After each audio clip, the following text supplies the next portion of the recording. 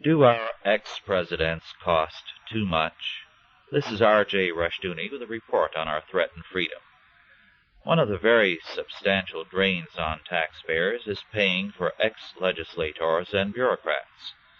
This includes the high price of ex-presidents. Each ex-president receives an annual pension of $69,630.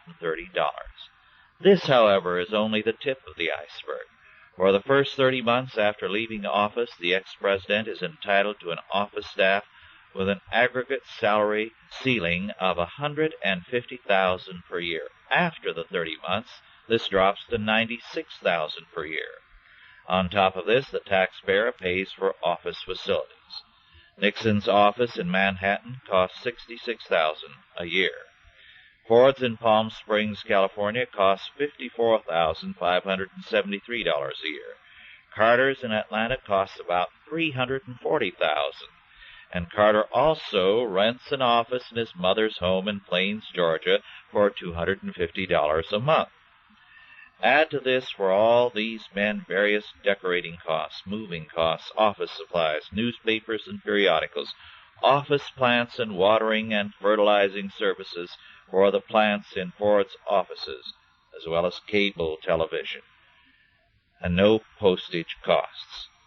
This list does not cover all items. Of course, the men get Secret Service protection as well. Then the presidential libraries, housing their papers and other items, cost, according to Inquiry magazine, about $12.5 million a year. The cost of the Secret Service protection is about $8.5 million per year. So we are talking about a large staff of men. All this does not compare to the cost of the presidency, which rises with each man.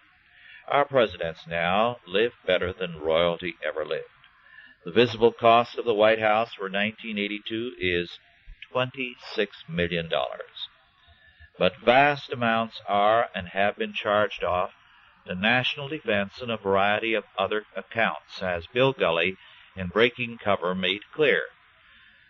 So great and hidden is the cost of our new royalty that Clark Norton in Inquiry says, and I quote, "Perhaps most disturbing of all is the simple fact that while the cost of the presidency has grown to staggering proportions, no one has the foggiest idea of the total expenditures." Unquote. Promises of economy are a joke.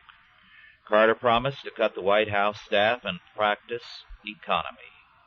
He did cut the official staff by nearly 30%, but he transferred over 70 employees to another agency while continuing to use them and others, so that his actual staff was 30% larger than Ford's.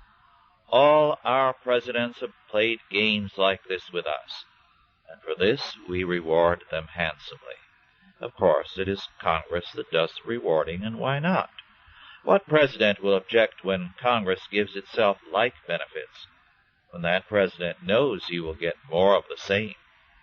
In other words, government is less and less of, by, and for the people, but of, by, and for the bureaucracy and the politicians. They get the benefits and we get the bill. There is some justice to all this. Whether we are Republicans or Democrats, this is what we keep voting for. Most people are only trying to get in line for their share of the handout. In the process, our form of government and our freedom are suffering badly. This has been R.J. Rushdoony with a report on our threatened freedom.